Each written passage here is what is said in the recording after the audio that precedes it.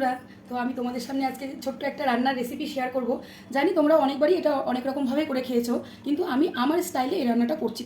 তোমরা কিন্তু ভিডিওটা স্কিপ করো না, ভিডিওটা পুরো ভিডিও দেখো, হ্যাঁ, যে আমি কিভাবে কি করছি। চলো তাহলে রান্নার দিকে যাওয়া যাক। চলো এখন ভিডিওটা করে নিচ্ছি। তাহলে আমি গ্যাসটা প্রথমে ধরিয়ে নিলাম, ধরিয়ে নিয়ে কড়াইটা চাপিয়ে দিলাম।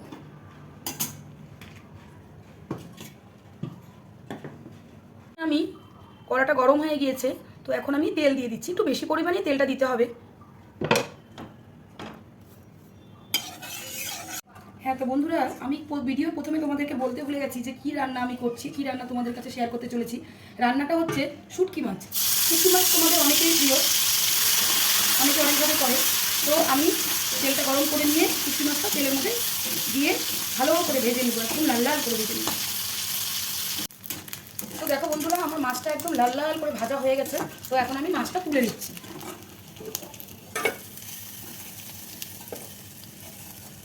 মাছটা তুলে নিচ্ছি। তো একই তেলের মধ্যে আমি আরেকটু তেল দিয়ে দিচ্ছি। তেল দিয়ে, কারণ আমি তোমাদের আগেই বলেছি এটা রান্না করতে একটু তেলটা বেশি দিতে হবে। তো তেল আমার গরম হয়ে গিয়েছে, এখন আমি তেলের মধ্যে কালো জিরে দিয়ে দিলাম। কালো জিরে দেওয়ার সাথে সাথে আমি রসুন ভেজে করে রেখেছিলাম, সেই রসুনটা দিয়ে দিলাম।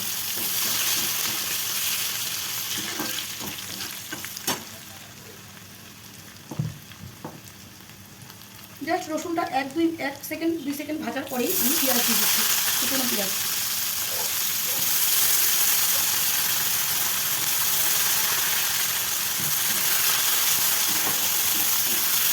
পেঁয়াজটা দিয়ে একটু ভালো করে ভেজে নিতে হবে। তো বন্ধুরা, এখন আমি পেঁয়াজটা আমার মিডিয়াম ভাজা হয়ে গেছে, আমি এর মধ্যে হলুদ গুঁড়ো দিয়ে দিলাম। হলুদ গুঁড়ো দিয়ে দেওয়ার পরে একটু নাড়াচাড়া করে আমি নুন দিয়ে দিচ্ছি। নুনটা তোমাদের পরিমাণ মতোই তোমরা দিয়ে নেবে, যে যেরকম নুন খায়, কেউ কম খায় কেউ বেশি খায়। তো আমি আমার পরিমাণ মতো নুনটা দিয়ে দিলাম। দিয়ে আগে থেকে কেটে রাখা আলুগুলো আমি দিয়ে দিচ্ছি।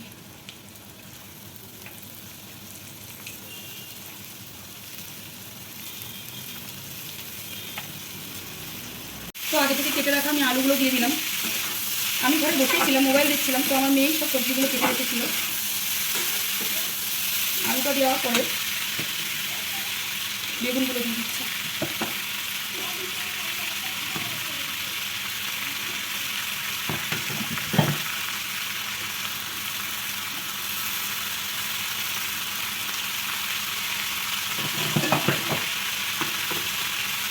এবার আলু আর বেগুনটাকে ভালো করেই নাড়াচাড়া করতে হবে।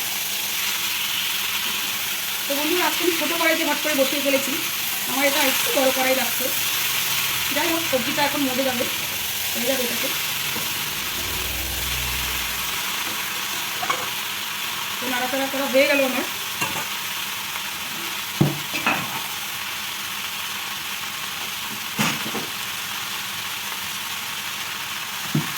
তো আমি সবজিটাকে চাপা দিয়ে দিচ্ছি, সবজিটা সেদ্ধ হওয়ার জন্য চাপা দিয়ে দিচ্ছি। তো বন্ধুরা, চলো দেখো সব তরকারিটা আমার কেমন মজেছে সেটাই দেখছি। গ্যাসটা আমার কমানোই ছিল, কমিয়ে আমি ঢেকে রেখেছিলাম। এখন আমি সবজিটা নাড়াচাড়া করে দিচ্ছি, অনেকটাই মজে গেছে।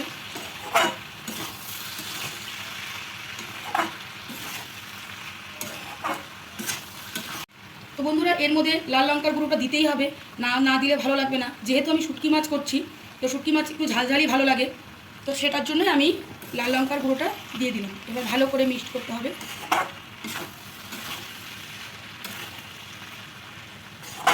আপনাদের ইচ্ছা মতো আপনারা কাঁচা লঙ্কাও দিতে পারেন। আমি শুকনো লঙ্কার মানে লাল লাল হলে পরে আমি সেটা ভালো লাগে। আমার কোনো তরকারিতে আমার যদি লাল লাল কালার হয় তাহলে আমার খুবই ভালো লাগে দেখতে।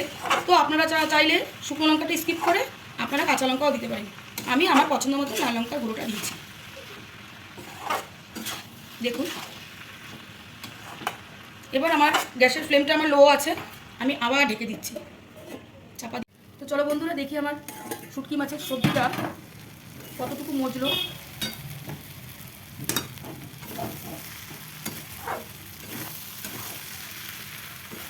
তো তরকারিটা আমার হয়ে এসেছে।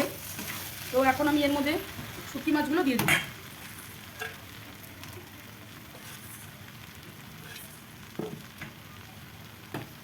তো বন্ধুরা, আমি একটা জিনিস এর মধ্যে দিইনি, কারণ সেটা আমার কাছে ছিল না। যদি সেটা দিতাম তাহলে আরও ভালো হতো। সেটা হচ্ছে টমেটো। তোমরা কিন্তু অবশ্যই টমেটো দিও, টমেটো ছাড়াও ভালো লাগবে। যেভাবে আমি করলাম সেটাতে টমেটো ছাড়াও ভালো লাগবে, কিন্তু দিলে পরে আরও বেশি ভালো লাগবে। তো আমি আরেকটু চাপা দিয়ে রাখছি। তো বন্ধুরা, গ্যাসটা তো আমার কমানোই ছিল, মাঝখানে আমি একবার তরকারিটা নেড়ে দিয়েছিলাম, সেটা দেখানো হয়নি। তো তরকারি আমার অলমোস্ট রেডি, খাওয়ার জন্য একদম রেডি।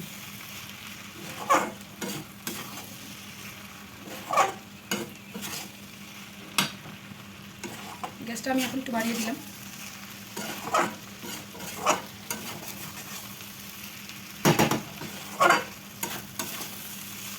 তো বন্ধুরা, আমার এই শুটকি মাছের তরকারিটা রেসিপি কেমন লাগলো তোমরা অবশ্যই আমাকে জানাবে। কমেন্টসে কিন্তু জানাবে যে কেমন লাগলো, বা কোনো কিছু ভুল করেছি নাকি সেটাও তোমরা কমেন্টে জানাবে আমাকে। আর যদি আমার এই শুটকি মাছের তরকারিটা ভালো লেগে থাকে তো তোমরা অবশ্যই লাইক, কমেন্ট, শেয়ার অবশ্যই করবে। আর আমার পেজটাকে অবশ্যই প্লিজ ফলো করে দিও বন্ধুরা, একটু ফলো করে দিও। তো আজকের মতো এখানেই শেষ করছি, টাটা, বাই।